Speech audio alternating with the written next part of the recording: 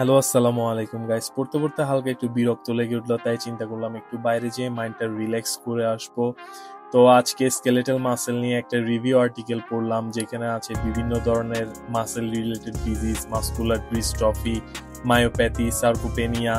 মানে বয়সের সাথে সাথে যে আমাদের পেশির ভর ও শক্তিগুলো কমে যায়, তো এটা নিয়ে ট্রিটমেন্ট, তারপর হচ্ছে প্যাথোলজি, ফিউচার ডিরেকশন গুলো পড়লাম।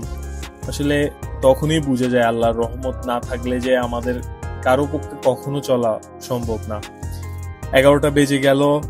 এখানে ডিজিটাল বোর্ডের মধ্যে দেখা যাচ্ছে কতজন স্টুডেন্ট আছে, কোন রুমে আছে।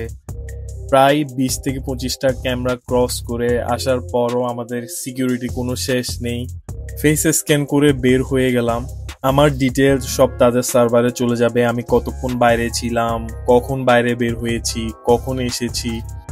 এখন আমি ইন্টার করব শশীহা ক্যাম্পাসে। শশীহা ক্যাম্পাসে ঢোকার জন্য আবার ফেস স্ক্যান করলাম। এই রোডটা দিয়ে যতবার যায় না কেন আসলে মনটা খুবই ভালো হয়ে যায়। 24 আওয়ার্স এই রোডটা আলোকিত থাকে এবং দুই পাশে গাছের ছায়াগুলো তো থাকবেই। এরপর শশীহা ক্যাম্পাসটি ক্রস করতে না করতে আবারও ফেস স্ক্যান করে মেইন রোডে চলে আসলাম। এখন যে বিল্ডিংটি দেখছেন সেটি হচ্ছে ওভারসিজ বিল্ডিং। এখান থেকে আমাদের ফরেনারদের সবকিছু কন্ট্রোল করা হয়। এবার ফেস স্ক্যান করে মেইন রোডে চলে আসলাম। এখন একটু ওয়েট করছি গ্রিন সিগন্যালের জন্য। গ্রিন সিগন্যাল হওয়ার সাথে সাথে রোডটি ক্রস করে খাবার দোকানের রোডটিতে গেলাম। রাত যত গভীর হবে খাবার দোকানগুলোতে তত বেশি ভিড় বাড়বে। ভিড় বাড়ুক আর যত মজাই হোক না কেন, আমার পক্ষে খাওয়াগুলো খাওয়া আসলেই সম্ভব না, কারণ এগুলো হালাল না। চাইনিজ খাবারের স্মেল আসলে শুধু মনটাই ভরে যায়, কিন্তু খাওয়া আসলে সম্ভব হয়ে ওঠে না। এরপর আমার ফেভারিট সুপার শপ হাওশিয়াং লাইতে চলে গেলাম, যেখানে স্ন্যাক্স, বেভারেজ, অনেক ধরনের খাবার পাওয়া যায় এবং দামেও খুবই সাশ্রয়ী।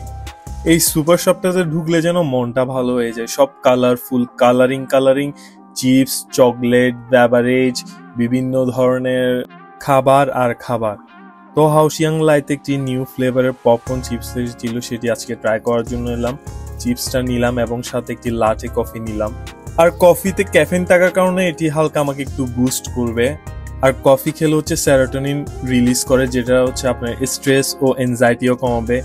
এরপর চিপস আর কফি নিয়ে বের হয়ে গেলাম। এবার একটি নিরিবিলি জায়গায় যাব। নিরিবিলি জায়গাতে যেয়ে নিজেকে একটু রিল্যাক্স করব, একটু নিজেকে একটু সময় দিব।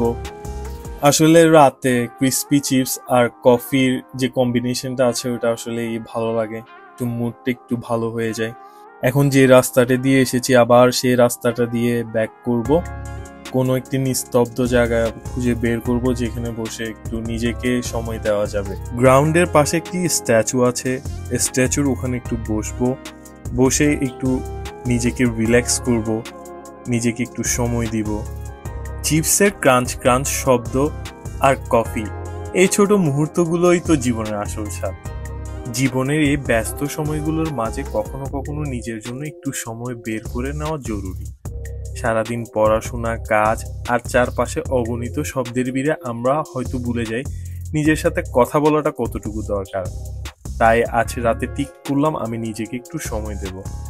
চারপাশে অন্ধকার আর হালকা আলো, আর দূরে কিছু মৃদু শব্দ আর ঠান্ডা হাওয়ার আলতো ছোঁয়া। একা বসে আছি, কিন্তু এই একাকিত্ব একদম একা লাগছে না, বরং মনে হচ্ছে আমি নিজের সাথে আছি, নিজের ভেতরে সেই নীরব মানুষটার সাথে আছি, যাকে হয়তো প্রতিদিন ব্যস্ততা খুঁজে পাওয়া যায় না।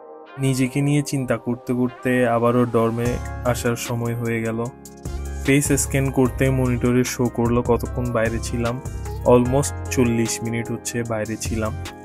এই চারপাশে অন্ধকারের মধ্যে হালকা ল্যাম্পপোস্টের আলো আর হচ্ছে বাতাস, হিমশীতল ঠান্ডা বাতাসটি নিজের মনটাকে আসলে খুব বেশি রিল্যাক্স করে দেয় এবং নিজের মনটাকে ভালো করে দেয়।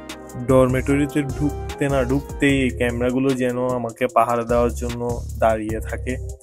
এ যেন আমার প্রতিটা পদক্ষেপ সে ফলো করছে। মাঝে মাঝে মনে হয় এই ক্যামেরাগুলো আসলেই জীবন্ত, এখনই মনে হয় আমাকে খেয়ে ফেলবে। তারপর পরে ফেস স্ক্যান করে ভেতরে ঢুকে পড়লাম।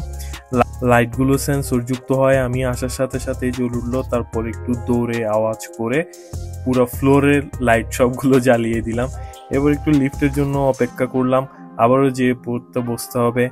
আজ এ পর্যন্তই, দেখা হবে অন্য কোনো সময়ে অন্য কোনো ব্লগে। সবাই ভালো থাকুন, বাই বাই, আসসালামু আলাইকুম।